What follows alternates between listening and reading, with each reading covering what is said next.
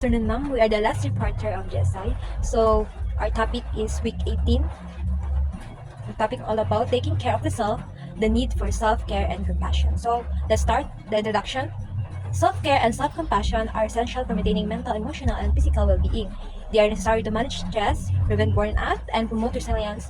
Practicing self-care involves taking time to rest, recharge, and engage in activities that nurture health, while self-compassion allow individuals to be kind to themselves during difficult times, avoiding harsh self-criticism. So, self-care and self-compassion are super important para ma-maintain imong mental, emotional, ug physical well-being. Like, kailangan din ni siya para ma-manage ang stress, ma-prevent ang burnout, and og ma-promote ang karang resilience. And ang self-care means taking time to rest, recharge, like recharge ni mo ang body para naka-energy and do stuff na maka-nurture sa imong health. Well, self-compassion is being kind to yourself, not to being harsh, especially karang during karang harsh time nimo.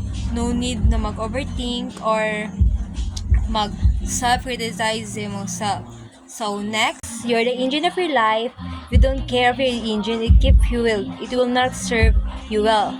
Self-care is what help you re-energize. It help you rest. It help you step away from stressful experience. It give you perspective you need to handle your days. And important, it empowers you care for others. So, ang self-care, yun mag-start sa self-compassion. Like, how can you care for yourself if feeling ni mo ka dili ni mo deserving, like that good. You show self-compassion when you're kind to yourself. When you understand the struggle good ni mo are normal, and when you give yourself the benefit of the doubt, like ana good, so you don't need to harsh to yourself. We have 5 practical tips makahelp nimo ma-practice og self-compassion at self-care every day. So number 1, be intentional about your self-care. So kailangan jud prioritize nimo ang self-care, like during normal days, good kanang gani karang dali ra ma-push aside ang mga self-care. Practice what more if super stressful na ang life, like di ba karang stress na kayo ang line. That's why kailangan intentional ka, as in plan jud og time for activities na maka-prevent nimo karang stress ag maka-recharge nimo sa imong energy. Think about unsay maka-happy nimo, unsay imong makawala ni mag-stress og maka-relax ka, like watching Netflix, drinking coffee, like Wadu Beach, good para mawala imong stress, and good with imong daily routine. Mga ng mga tips. So next, surface and replace negative thoughts about yourself. If grabe na jud ka toxic imong thoughts about yourself, lisod na ka mag-sustain og self-care and self-compassion. Kung siguro kag overthink na I'm not enough, di na ako ni kaya, na gonna think like, I cannot do this, kana di na ako nakaya, di na ako ana. So, mag-cycle siya sa imong brain and mas worsen siya, no, karang mag-worse imong mindset, di na matabangan imong self. That's why. So, the goal nimo is identify nimo ang mga negative thoughts, then ilisan nimo positive thoughts. Kailangan jud nimo ho ang mga negative thoughts, no, para instead na di na ko ni kaya or sa imong grades na babagsak ko, instead of saying ingnon nimo na I'm trying my best and that's okay, karang ginaano nimo mo sa bagay na comfort, like little by ma-change nimo ang narrative to mo something healthier and more supportive to yourself, like that code. So ngayon, ako ang magpapatuloy sa pagtatalakay. So, ikatlo tayo. Number 3, active reframe your thinking and choices. Ano nga ba ang active reframe your thinking and choices? So, ngayon, tatalakayan ko yan kung ano nga ba yan. So, baguhin ang pananaw. Kapag nahaharap tayo sa mahirap na sitwasyon, pwede nating piliin na makita ang positibong bahagi. Kaysa puro na lang problema. Wag laging tingnan natin ang ating problema lang. Kasi nakakadagdag lang ng stress lang kung puro na lang problema. So, isipin natin yung mga positive thinking na pwede nating makatulong. So, halimbawa, isang tagapag-alaga ay maaaring mag-focus sa lakas ng loob ng taong inalagaan niya kaysa sa bigat ng trabaho. Tanungin natin ang sarili, paano ko ito makikita sa ibang paraan? Madalas, may ibang paraan kung magsusuri tayo. So, another example, kapag may project sa school na mahirap, di ba ngayon, madami tayong ginagawa ng mga project. So, isipin natin, kapag may project tayo sa school na mahirap at parang nakakapagod, like, sobrang pagod na. Imbis na isipin mo na, ang hirap. So, madalas tayo minsan nagre-reklamo na tayo, ang hirap naman. So, ang hirap naman nito. So, ang daming gagawin. So, subukan mo itong tingnan bilang oportunidad na para matuto ka sa bagong bagay. Like, mahasa mo yung skills mo. Pwede mong sabihin sa sarili mo na, oo, mahirap ito. Like, sabihin mo, oo, mahirap ito. Pero, matutulungan ako nitong maging mas magaling. Sa ganitong paraan, nagiging positibo ang pananaw mo. So, number 4, think of yourself as an explorer in a new situation.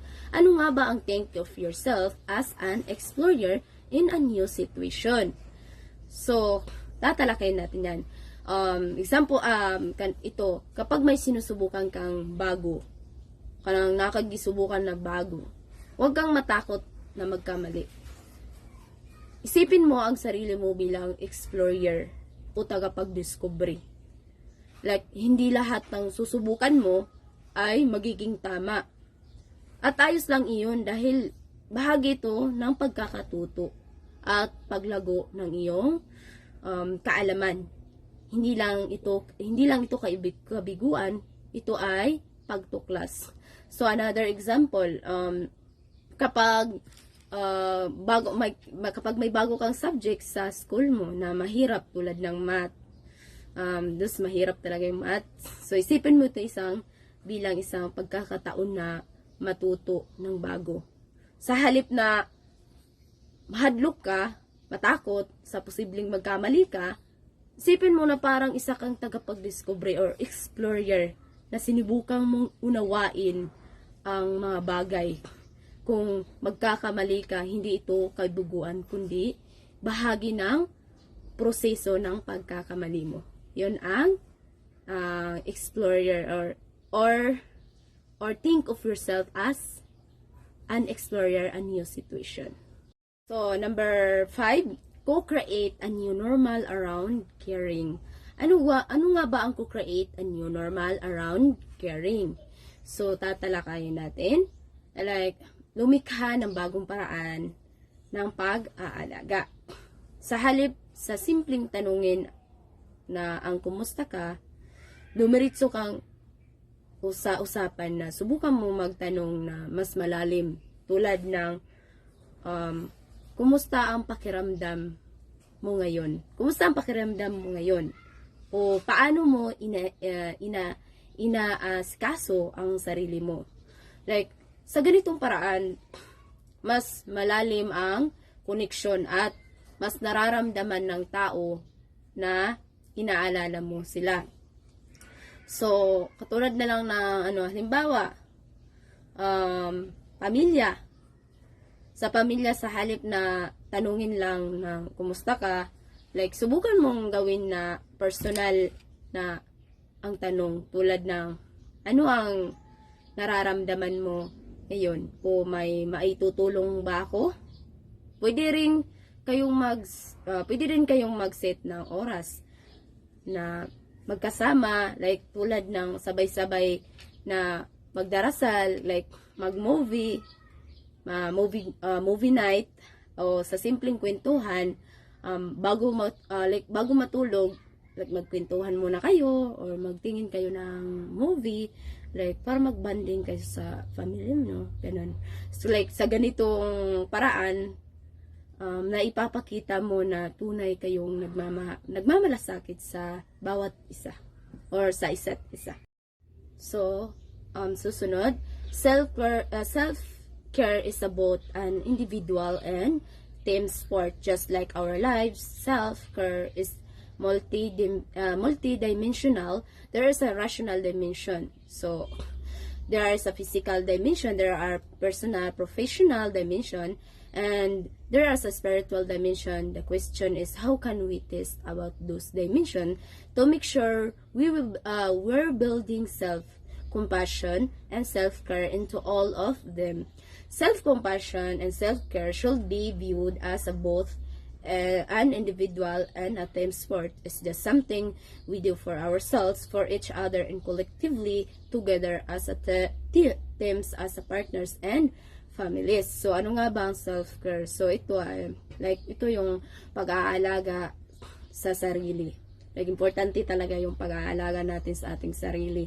Ay mahalaga para sa, at mahalaga din ito para sa iba. Hindi lang ito tungkol sa isang aspeto ng buhay, o may aspeto itong pangrelasyon, halimbawa, pakikitungo sa pamilya o kaibigan, pangkatawan, pagpapahinga at kalusugan, personal at professional, pagpapaunlad sa sarili o trabaho at espiritual, pagdadarasal o pagnilay-nilay.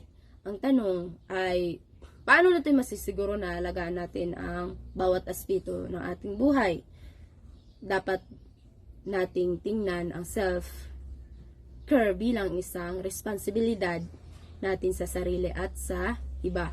Ginagawa natin ito hindi lang para sa sarili natin, kundi para rin sa mga tao sa paligid natin, sa ating pamilya, kaibigan, at mga kasama.